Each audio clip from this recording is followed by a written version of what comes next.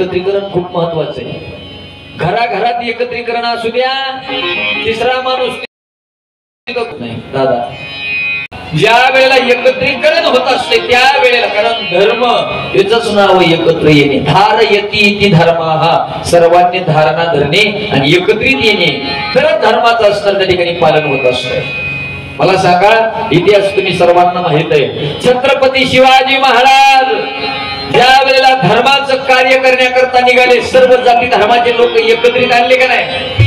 एकत्रीकरण खूप महत्वाचं आहे का. घरात एकत्रीकरण असू द्या, तिसऱ्या माणसाचा लाग नाही काही असणार बोलायचं. आणि जरासं का आपल्या जराशी मतभेद हो रे बरोबर, एक एकूण जात ह्या भावाला एक टिकून जाते, त्याला दुसरं सांगताय का नाही. एकत्रीकरण खूप महत्वाचं आहे.